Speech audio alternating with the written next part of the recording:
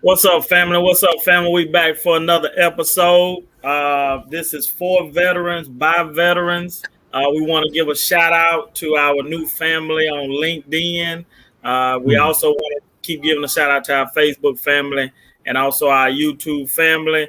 I'm one of the co-hosts, Michael, and then we got our other co-host, Jamal, and our other guy. He on the way, hopefully. So we were scheduled to have a couple guests, but their connection is kind of bad right now. So they may dip in and out a little bit later. So we'll kind of see if that happens. But Jamal, man, how your week been going, man? It's been going pretty good. Same old, just working, grinding. But I gotta give it up to you, man. I saw those pictures, man, with those young men. Look like they is excited about football season and the start that you guys have put ahead, man. I gotta get that shout out to you guys, man. Seems like y'all man. Appreciate it, man. I got a good young group, man. And every year I always say that. Like I can't remember having a bad group. I've always had a good group. I always tell them what the expectations are. I always tell them, what we're going to do to achieve those expectations and then what they can expect from me day in and day out. And that's putting in that work, W-E-R-K, not O-R-K, work, Okay. And so now, man, those young men, man, they've taken it. Like it's literally on autopilot right now. And we are a year ahead of schedule. Like that's what shocked me, man, is we're a year ahead of schedule and they've taken the bull by the horns. And yeah, man. Like my job is easy. Nice. Yeah, man. Yeah, man. So hey, how did the storm affect you all? A little bit or a lot? A little bit. I mean, I got caught driving in a little bit of it, but not too much. I mean, we didn't get as much as I initially thought we was going to get. But that was good. That's good. Right. I think we got. I don't know if it was from either, man, but we got some wind and some rain from somewhere, man. Mm-hmm. It was kind of crazy for a couple of days. But that's. That's Florida for you though, man. Okay. Well, there you go. There you go. What it do? Hey, man, I pulled a damn Roscoe last night at the bar. Man, double shot of Hennessy, splash of Sprite. Drip. I thought I'd be smart. Yeah, I thought I'd be smart. Give me two of them so I ain't got to wait in line no more. Man, boy, I tell you. That was my method back in the day. I didn't want to wait in line, so just go ahead and give me mine. Man, God, please, boy. Hey, what was that song back in the day? Tag team back again. Back again, kick it. Let's begin. Whoop, Exactly. Child, man, I'm telling you. Oh, man. Hey, man. So how was your week last week, Walt? Man, how was your week? Man, this is the end of the week, so it got better. You know what I'm saying? The heat was out in the house, so I'm staying in hotel rooms and stuff. And stop flipping out because I ain't used to nobody knocking at my doors. Housekeeper, and like, what the? Yeah, I got to remember where I'm at and all that stuff. Yeah, that kind of messed with me a little bit, but yeah. They came and fixed the air, got a new unit, everything, man. Now I'm chilly. Yeah. Yeah, feel good. Hey man, you ain't looking like Jingling on live no more, man. Oh no. Man. Oh man. No, not Jingling, bro.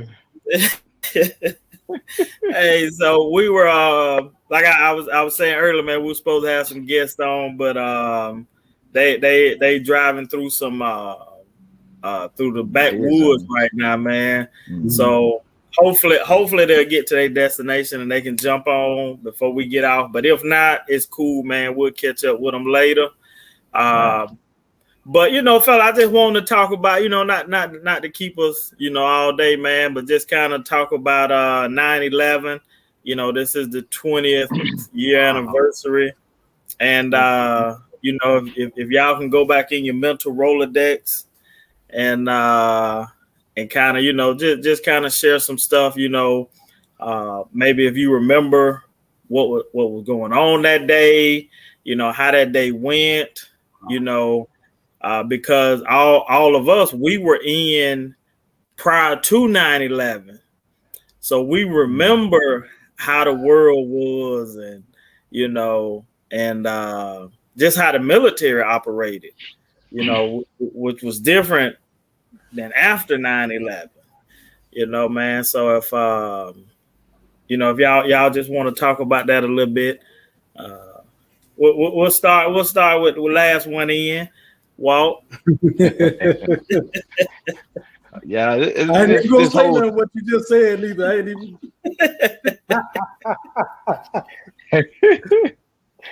It's been surreal, man. Hearing some of the some of the people talking about 9/11 that was like born during that time. I'm like, man, it's been that long ago. So that's a trip. But remembering it, I remember I was in Colorado, and things went haywire, man. People were like watching TV, like close, like huddled up together, real quiet, base locked down. I don't know why, with jets flying over the place and everything. And I'm, I don't know why. I was just kind of like scared, like what the world finna happen? What they finna do with us? Not understanding exactly what Taliban was, all that, everything going on, man. But haven't had the opportunity of meeting anyone affected by 9/11 directly. I haven't honestly even met anyone who's had family there, so I haven't been able to give my condolences directly to the families and the people that lost family members and friends of that. And so everything I know, I've seen on television. I haven't got to talk to anyone. So a tragic moment in history. Can't believe it's been 20 years already. Let you know I'm getting old now. Getting on up there. But yeah, some memories, man. Some memories.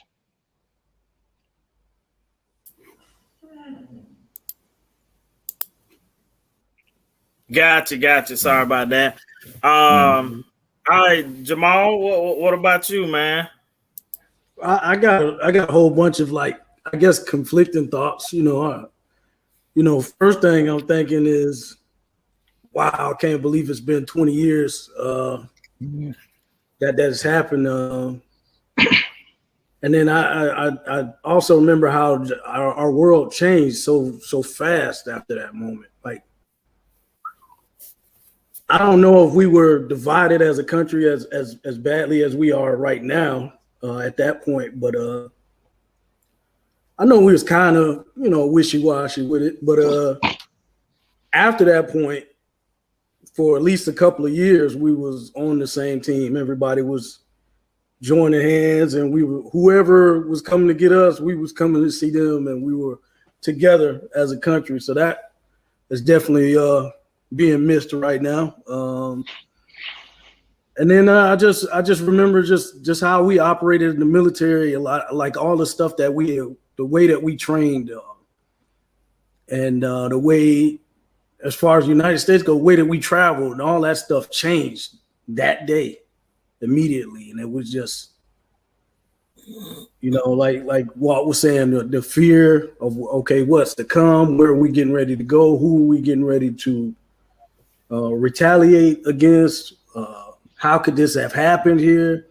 And then also having a day to reflect yesterday, just all the lives that was lost and the stories of bravery. So it's, my mind just kind of goes all over the place when you're talking about 9/11 because it was so much in such a short period of time. And then here we are looking at it 20 years later. And just wow, man. That's all I really have. I want to, of course, continue to give my condolences and my support to the families in any way that I can that have lost someone. First responders, military, all of those guys. So definitely have that to think about. But then also where we're at now as opposed to where we were back then as a country is kind of worrisome too. At least back then it seemed like the attack was from outside, and right now it seems like we just fighting each other. So kind of conflicting, but it is what it is. Mm-hmm. Right. I just think it was on Wednesday or Tuesday or Wednesday. I was talking to one of the guys that I coach with, and we were talking about 9/11. And so every year that I've been part of the school system, I always throw it out there to history teachers. Like, if you want to know what it was like, you want your students to know what it was like, man, just reach out to me, because I was on vacation when 9/11 hit. Wow. I was in Georgia getting ready for a football game. As a matter of fact, I think it was a Thursday because Bamers versus Cairo was that Friday night. And I think it was the first time they had played in some years or something like that, or maybe not. No. Let me take that back. Normally my cousins and I, we all get together for that weekend. And so go home and I wake up and I remember my grandmother, she was like, "Oh Lord." And everybody yelling in the house, like, turn on the TV, turn on the TV. And then that's when I turn the TV on and I see boom, boom, and I'm like, oh, man, it's probably just a movie, somebody making some stuff up, and then maybe like everybody, civilians, everybody was going crazy, and I remember I traveled over to Cairo. And everybody was going crazy, man. There were so many people that were in the grocery stores just buying up everything, man. And everybody was trying to get as much gas as they could get. And I got a phone call from Sergeant Simmons. He was like, "Pat, where you at?" I said, "I'm in Georgia." He said, "I know you're in Georgia, but," he said, "Man, we can't find your leave paperwork." And I said, I said, it's there, I said, it's there, you just well, somebody had done, took my leave paperwork out, and just so happened I had a copy, and so somebody had took it, and I guess it got lost or whatever. I don't know. But I had a copy, and as long as you got your copy. He was like, "Man, you got to go to the nearest base and sign in." So the nearest base for me was Fort Benning. So I leave, I go to Fort Benning, I sign in, and then the guy was like, "Ah, man, you gonna be good, man. This gonna wash over in a couple hours." And he was like, "Where you at?" I said, I'm out in Fort Carson." He was like, "Oh yeah, bro, you gonna be back there in about 48 hours." You finna get on the plane now. Yeah, you can be back there in about 48 hours, man. And 48 hours, I was sitting back in Fort Carson, man. Pack, and I was like, "Man, what's going on? Like, what's going to happen or whatever, And And I remember, you hear all these stories. Man, 329 going, or what we, 3rd Brigade? Yeah, 3rd Brigade rolling out, and then you hear, man, well, y'all gonna go replace this and you gonna go replace that, because, I was kind of in the information loop back then, so, I kind of hear it from a couple different places. And then I remember they came and told us we were gonna be on this detail. And could nobody come in because the base was locked down. Could nobody come in. And I remember they put us at the back gate. And I remember, I don't know if y'all remember, Dave, I think you were gone then. But all our stuff was at the, you was there? All our stuff was at the SNA. Everything was at the SNA. And I was like, well, man, why can't I just keep it in my car? Because, we had some thieves. Man. And then I just remember, man, I remember we did that detail. I don't know, man, till I got out. Damn. We were doing that detail, and then, checking all the vehicles and stuff like that. And I always got with, it was an E5. He was like, oh, man, you the motor pool guy. So listen, man, you just make sure all the soldiers know what they doing. And dude would always dip out on me, So I don't know what he was doing, but he would always dip out and leave me in charge. Great, dude. And then I remember I had another sergeant. He came. He was like, no, I remember I told Sergeant Simmons, I was like, Simmons, man, this dude keep leaving me every day. I said, something pop out what I'm supposed to do. Mm-hmm. He was like, Pat, drop to the ground and let it fire.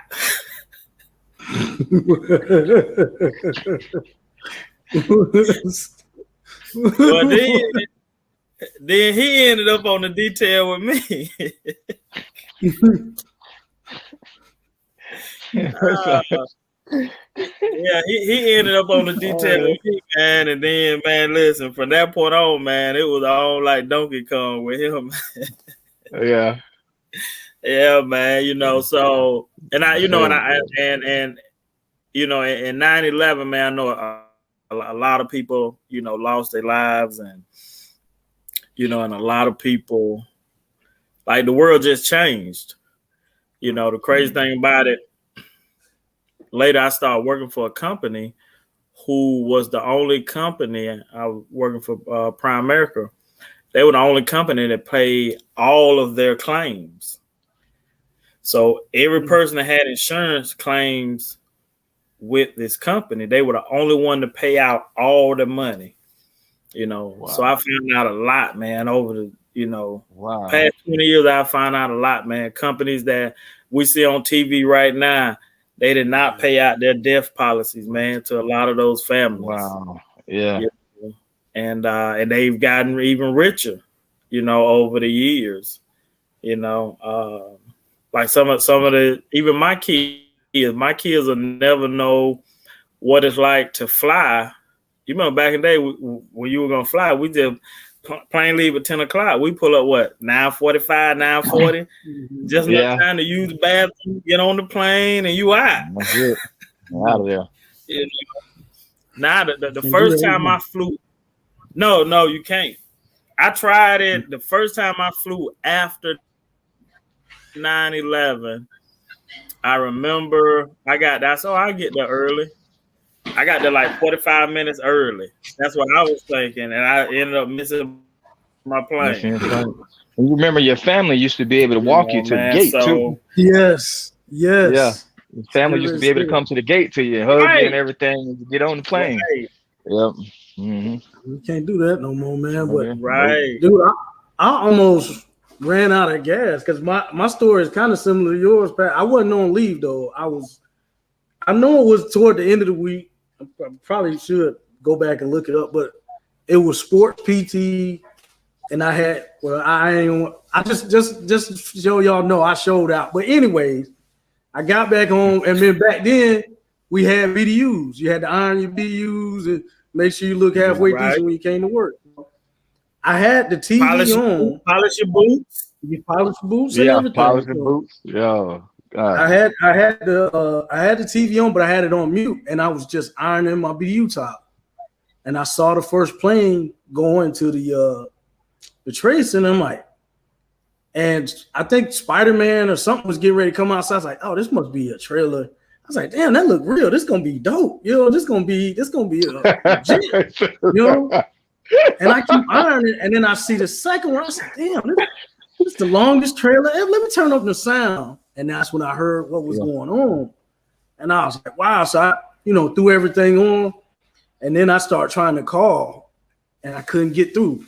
You couldn't get through to anybody on pole because they was calling out, trying to find out where everybody was. And all that stuff. Yeah. I remember that. They held the movie. Yeah. Huh? They held that movie up. I remember now.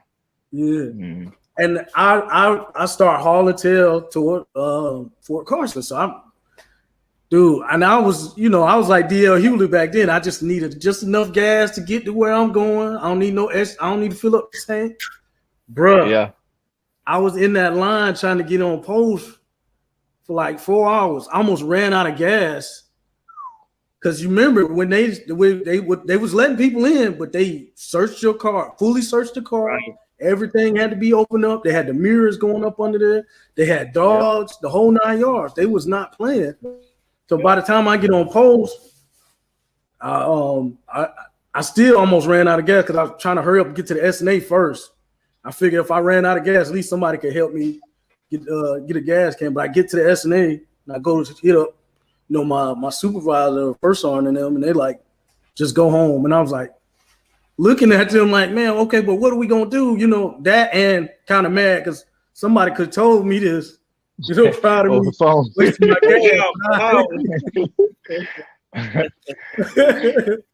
But at the same time, like you said, Pat, I was like, okay, so what's next? Like, what are we getting ready to do? And it was all kind of rumors for like at least the next few. It was rumors for the next like 6 months going on. Yeah. Who's going here? Who's going out the door? Who's deploying? Who's not? And then all kind of training kicked off. So. Yeah, definitely changed the world, but changed our world dramatically within the matter of hours.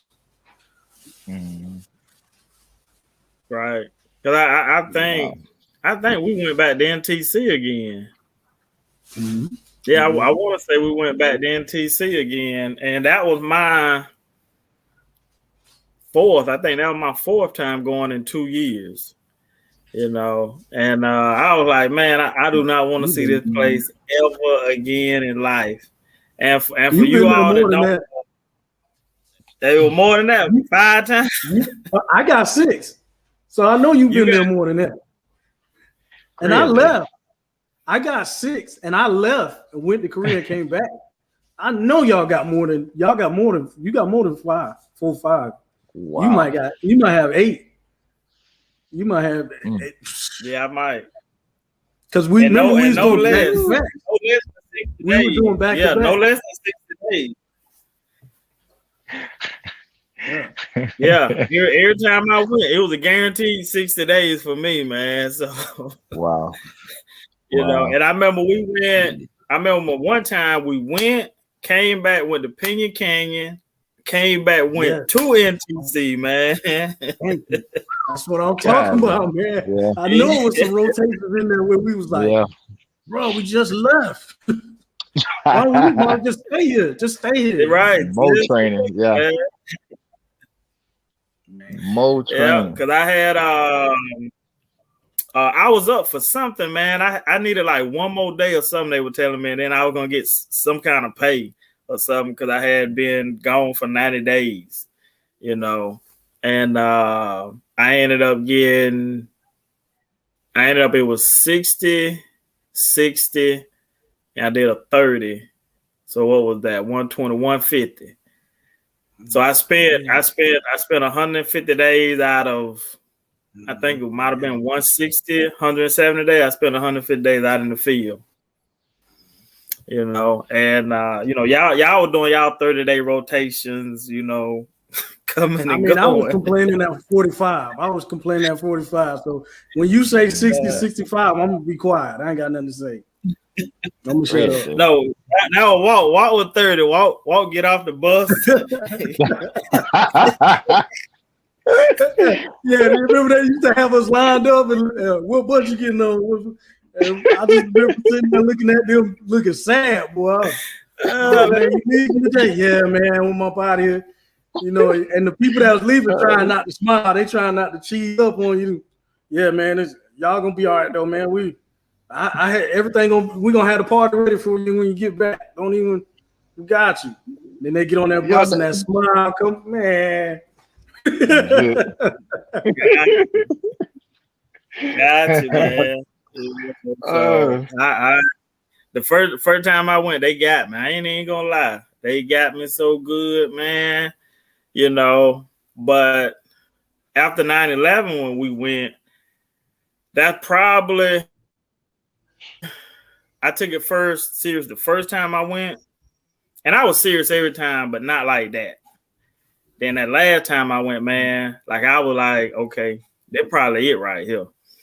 So we gotta be cross all our T's, dot all our I's, and like every day was like a serious day.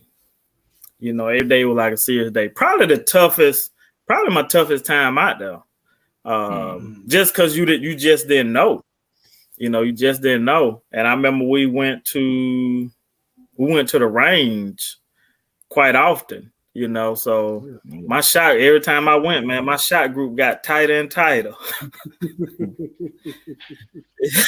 We didn't go to that type range. We went to a live fire, different type range than just qualifying. Live fire. Like we were rushing in and stuff like that with live fire. Right.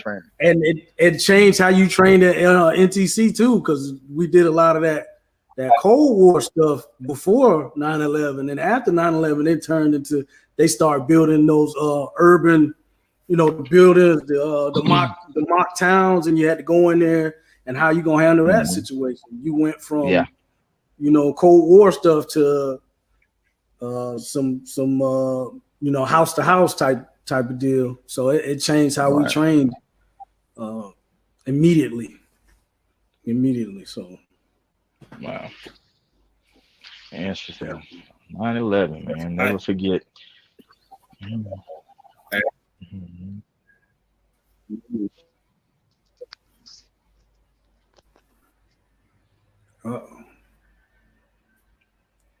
Can't hear y'all. Y'all still there? I can. Can you hear me? Yeah, I can hear you. Okay. I think Pat froze. Pat froze up on us. Yeah, but I mean, hopefully, just as everything went down yesterday, hopefully we could have put our differences aside, at least for one day, and try to remember the people that lost their lives, and try to remember how we reacted as a country. We definitely was a lot more unified. Due to those tragic events, we were definitely everybody was on the same team at least that day, or at least a few years after that. So, right, because I remember every time I wore my BDU somewhere, somebody would open the door for me. Somebody would pay for my meal. They would get gas for me. And I'm like, man, where all this was before, I'm about to put my life on the line. This is what it takes to get a little bit of, gratitude or stuff. And I never forget. It was a 7-Eleven. I don't know if y'all remember. I had moved up to right behind that school. It was an all-white apartment complex. and there was a school right in front of it, and at the bottom of the hill, it was on top of the hill, and at the bottom of the hill was a 7-Eleven. I can't remember the name, Academy, Oh yeah, and yeah, I it know made, you, man.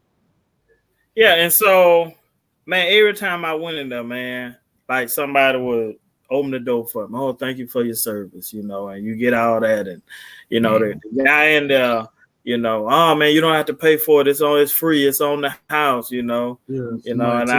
was like, yeah, somebody, took care of me, man, and I was like, that should have been an everyday thing. Like, Mm.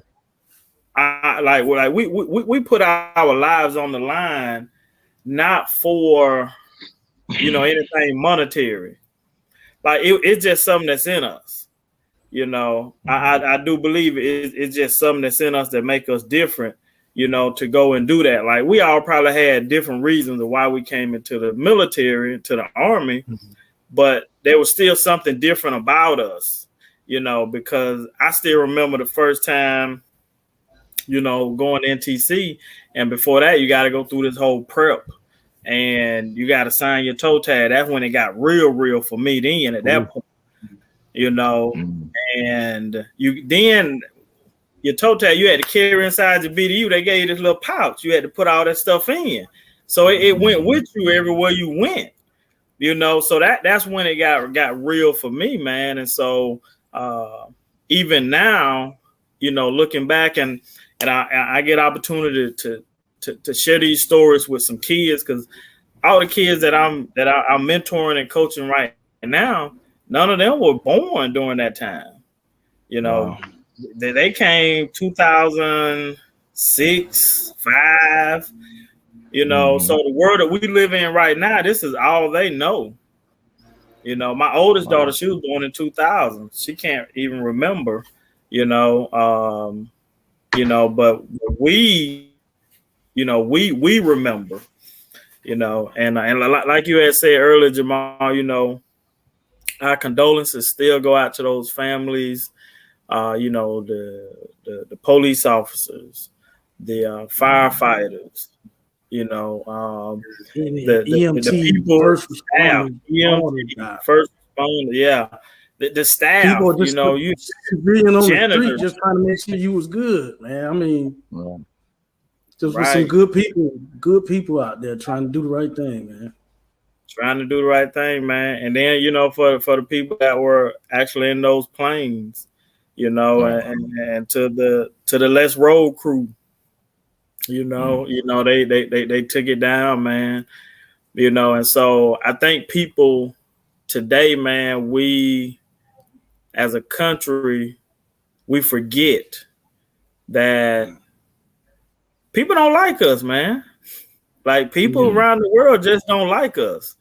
And we forget that, and we let little small stuff like a mask, like a mask, get in the way, like vaccinations. Oh, I don't want to get vaccinated. It's my right. You got other countries, man. You ain't got no rights, man. We got men versus women. You got poor versus rich. You got all this, and in other countries, a woman can't even speak. She can't even say nothing. A man, if you're not part of a certain hierarchy, you don't have no rights to do nothing. You just fall in line. You in other countries you can't have but one kid, and if you end up having more than one kid, they kid or they sell that kid or put that kid in the military. Like we got it so good here that we don't understand how good we got it. So we Yeah, fight we over little entitled. petty stuff. Entitled, man. That's what it is. And I know we can go race black and white, yeah, but still as black, we still got it pretty good, man. I've been to some other countries, man, where it ain't good, and so I wake up every day. God bless the USA. Mm. When you 'Cause think I about can go where you got to come from to go to Baghdad, Iraq for a better way of life. Like where are you from? and you come Right. here for a better way of life. Are you serious? Right. And this is, a war going on right now with a tyrant leader here, and you came here. That means there's someplace much, much worse than the way Iraq Baghdad was before. It's amazing. Right. But what we'll be fighting over that mask, man. Like we'll go to war over that mask right now. We'll go to Over that war over that mask. vaccination shot right now. We'll go to war over it right now, right here. You know, and I or some understand. perceived idea. I mean, because January 6th still fresh in my mind. So I mean, and we weren't even talking about Right. about masks as prominent as we doing right now. We was Right. talking about election that was stolen, and there was no evidence, and people still went and almost tore the building up, and killed people. Right. Right. And we still and there's still an argument today. It's still I don't think they rioted. They were just voicing their displeasure with the no, y'all right. So Officer Sicknick just had that a coming, huh? Right. Right. Wow. Right. Yeah, It was totally different than the riots in Baltimore and Minnesota. Yeah. That's Right. not the same thing. Right. Stupid, man. It's so dumb. Unreal. Yeah, We and we can't arguing. comprehend. Like we can't comprehend why they're taking down these Confederate statues, but it makes no sense why we pay homage to a person who was killed by a police officer with his knee on his neck for Right. 9 minutes. Yeah, we no understanding of that. Damn near 10. Right. Yeah. Right. Right. And another thing, people don't get that those Confederates, it's the same as the Taliban. Like they don't get that. It's the same as the Right there. Taliban. That's it right there. Terrorists. Right there. So those Confederate soldiers are in the same boat as the Taliban. So if you saw what the Taliban did on 9/11, if you saw what Osama bin Laden did, what he orchestrated, that was the same as the Confederate Army back in the day. And who was the President Jefferson Davis? He's the equivalent to Osama bin Laden. So all that heritage that you got going on that they be saying right now, it's the same thing. So just like Pat, Afghanistan, go ahead. That's when America was great, Pat. That's when America was great. I just want to see them Taliban flags flying. Hold on. I can't wait for my great granddad. It wasn't great. Yeah, exactly. That's where the real hats come from. That's why that's what they mean. They might as well go and say it. Right. It was great for them. Yeah. Not for my great granddaddy, because that heat was hot back then. Right. Bro, you won't even have to go back to great. That's the messed up part. You can go shoot granddad. You can go to your grandparents. Grandparents right now, yeah. Mm-hmm. Yeah, you go to great grandparents, they really felt it. You don't even have to go past your great grandparents. Right. Mm-hmm. I remember my grandmother, she would tell me about my granddaddy. He used to go and work, and I think it was a quarter a day. He would make a quarter a day, and he was able to take care. They had 10 kids, 6 passed away, 4 passed away at childbirth, and they raised 6 kids. Quarter a day. And then if you even if you just go financially, what you got to go through. So I'll use myself for example. My granddad had a 6th grade education. My mom got to first year. She graduated high school. I got a bachelor's degree. Took me 9 years. I got a bachelor's degree. My oldest daughter, she's in college. My second daughter in college. My third daughter, she don't know what it's not like. Like she knows she going to college. Mm-hmm. She knows she going to college. So if you look at that, that's in a matter of 41 years. Okay. If you go back to my granddad, let's say 60 years, that's a 60-year window. you know. Well, that's what we call the wealth gap, you know. So if the first time that somebody in my family purchased a home would have been my granddad, if he purchased a home, and then let's say my mom, she purchased a home, and then let's say I purchased one, well, my daughter, she may not purchase a home, you know, because she don't want to live like that, you know. Or let's go back to the housing crisis in 2008. A lot of my mom age and our age people that had homes, they lost them.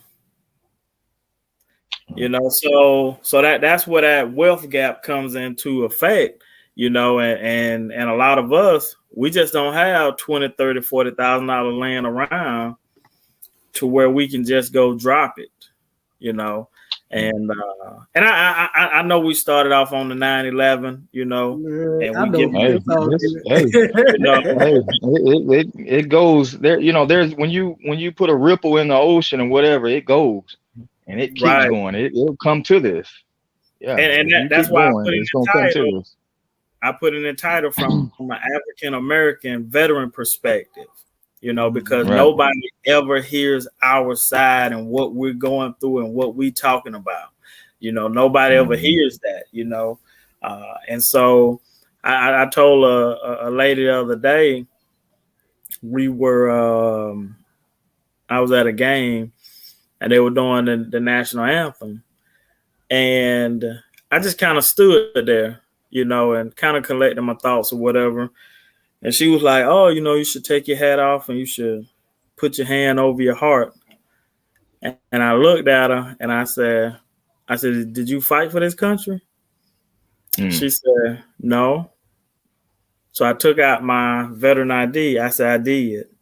So I have the right to do whatever I want to do when I want to do it. Because I shed blood for this country.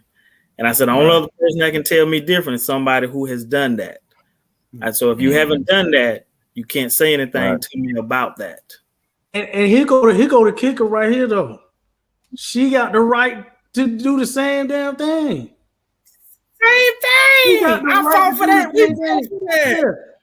Yeah. Just America. You don't get to come tell me, oh, well, you should. No, if I don't want to stand up, I don't have to stand up. That's my right. That's your right. That's my right. Even if you have the right, be prepared for the consequences of the right of the other person. Exactly. Right. That's what we fought for, man. Freedom of speech. Yeah, right. Do you? Because I'm damn sure gonna do me. I'm gonna do me. Right. So you go ahead and do you. As long as I ain't bothering nobody, don't come over here messing with me. You don't know what I've done. You don't know. You assume 9 times out of 10, you look at me and be like, oh, I think I know this guy. He probably ain't, you know. Oh, okay. Keep that to yourself. That ain't none of my business. Just get home by your business.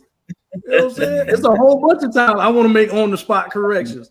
I'm be walking around here, take your damn head off, pull your pants up, put your belt on. That ain't none of my damn business. I don't even bother people with that mask, the mask stuff. When they run around here with no mask on, try to get. The only time I say something is when you get in my face or my you know, my wife. Hey, hold on, man, back up. What's wrong with you? I've been vaccinated. Okay, I've been vaccinated too. You still can pass it. You still can catch it again. Back up. Right. Damn, what's wrong? You know what I'm saying? Get your, you know, we got this thing in this country called personal space. Back up. Personal space.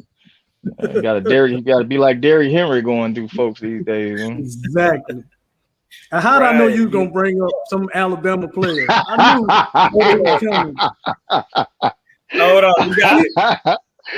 You know, when Derrick Henry come through, he hit him with that Bernie Mac. Yeah, I hit him.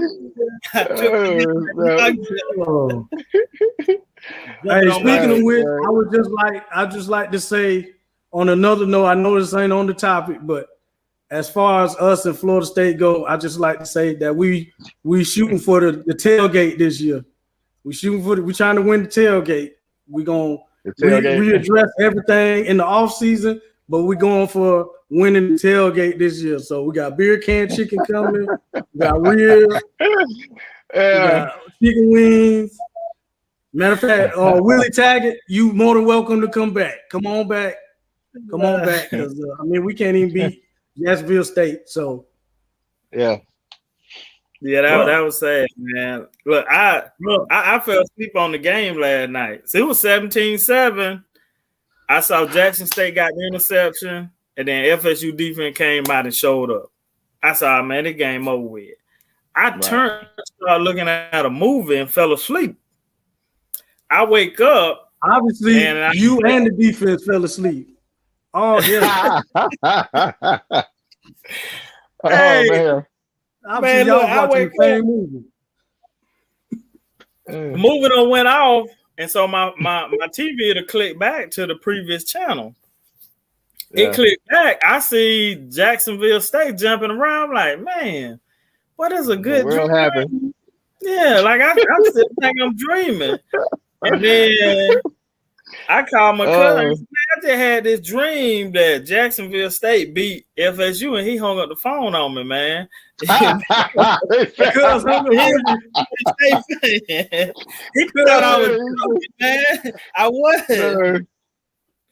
So now by that time, you know, I got the crust out my eyes. I'm looking. I'm like, man, how did they lose that game?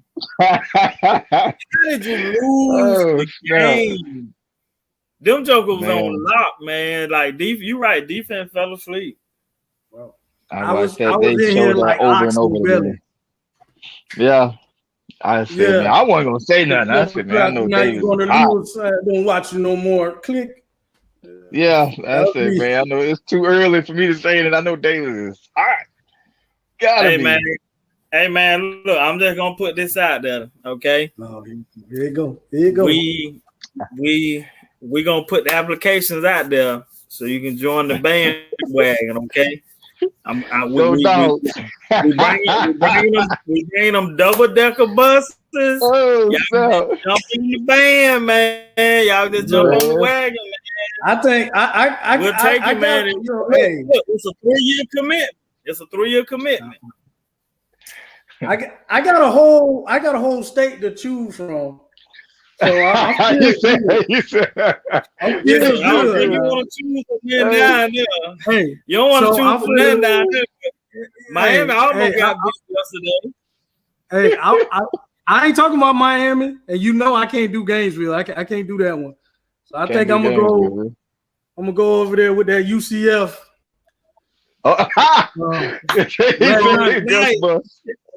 Do it. Hey, look. Let's represent. Nah, I can't mess with them Gators. Hey, them Gators, they got a whooping coming this week. Yeah, we gotta play them. That big elephant coming through there, boy. That big elephant coming through there, boy. Oh, Lord. That baby elephant out early, boy. He gonna be coming in there. Hey, and I'll be right there rooting for them elephants because I'm not a Gators fan, man. And the Gators fan. Hell no. I remember me and my stepdad almost fell out over that one time, man.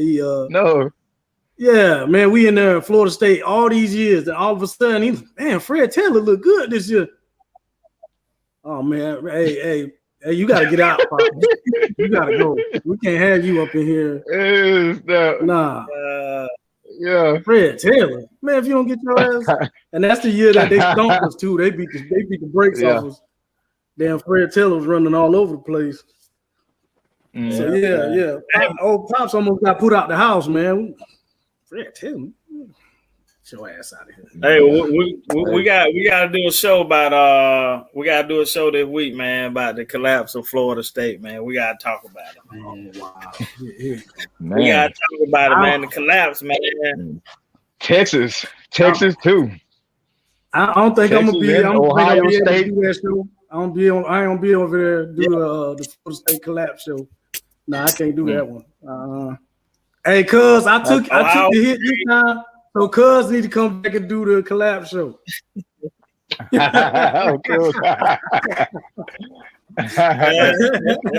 Hey, yeah, but a lot of them fell off, man. Yeah. Ohio State. That right. Ohio State got beat. Texas. Texas. Yeah. It don't Who matter if else? Ohio State get beat though. Ohio State get beat every year, and they still put them in the damn championship game every time. Still It put don't. them in the game. They Yeah. they put them in the playoff every year. They get the brakes beat off them sometimes. They still. Well, we think they deserve it. Okay. I somebody don't got think they're gonna. somebody got some No, family over there or something. Yeah, I don't think they're gonna. something is going on. Them I and hope Notre not. Dame. And Notre Dame, yeah. We already Yeah, talked about Notre Dame. And then they get the brakes beat off them every year. You know. At least just throw another SEC team in, man. It's like that kid with the rich daddy or something. Yeah. Put my boy out there. Put my boy out there. All right, go on out there. Put him up there. Yeah. Look, it's just like now in high school football, man. I can go to a game and I can see, especially at quarterback, this joker terrible. I said, oh yeah, boy.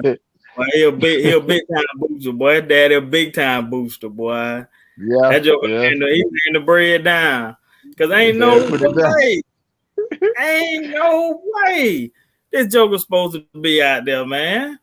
Mm-hmm. But to each his own, If Joe put some money in my pocket, I'll probably have him starting too. Have him starting. Oh snap. I am starting that Hellcat, boy. You be like, boy, get in there. Go get in there, boy. Get in there. This my car payment this month. Boy, you better show out, boy. I had a tiger.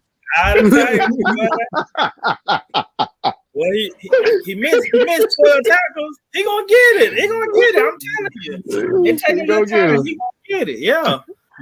He keep dropping the ball. He gonna get it. Just give him a little time. He gonna get it. He got good stop. Good stop.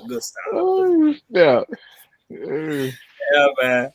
But look, he good at conditioning though. He good. That boy good. Good and terrible. Exactly. Man. Man. But look, man, we done been on here, man, for a good little minute, man. We're gonna have to get off, man. Y'all wanna, leave with some final words of thoughts or I'll give a shout out to LSU and New Orleans Saints, man. All of what's going on in Louisiana from Hurricane Ida, and all the families affected by that. Still pulling for y'all, man. Still praying, and everyone affected indirectly or directly from 9/11, and all the service members that went before us, man. My condolences. Amen to that, Jamal. I definitely will piggyback on that, especially to those families of those first responders, families of those good citizens that was just trying to make sure people were safe, and ended up paying the ultimate sacrifice. Yesterday was the time to remember that stuff, put all our differences aside, and while we're having those differences put aside, maybe have some conversation of how much alike we are as opposed to how different we are, and some of the values and the ideas that we all share, and maybe we can get back to a decent place if we do that. So that's all I got, brother. With you on that. I want to dedicate this show to Dr. Michael Lewis and Felix Johnson, Cal Thomas. I want to dedicate the show to them. We lost both of them over the past week through COVID. Felix and I, we grew up in the church together. We go way back, man. I can't remember a time that I didn't know him, and when I got out of the military, I started working at this company called Torrington. And, he kind of helped me. Him and another guy by the name of Keith Brown kind of helped me adjust, because going from military working to going to this civilian working, and you got to make these quotas. It was a little bit different for your boy. It was a little bit different, but man, God always put people in your life, and you wonder, like, you get somewhere and man, there go that person again, and definitely want to condolences to his family.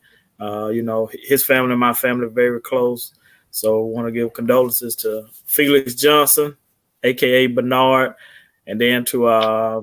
Michael Lewis. He was a teacher in the Decatur County school system. He graduated a year before I did. He lost his battle with COVID within like the last week and a half. I think he was just like teacher of the year in the county. So he used to, when I co-founded our youth football organization in the city of Bainbridge, he used to come and referee our games for free. There was some years back, man, because we ain't have no money, and he would come out there and referee the games for free and talk to the kids and stuff like that, man. So definitely big losses to the community. So, hey, man, if you're not vaccinated, go get vaccinated. Keep your mask on, put some gloves on, wash your hands, man. Preserve your life. That's all I got. God bless you, and we love you.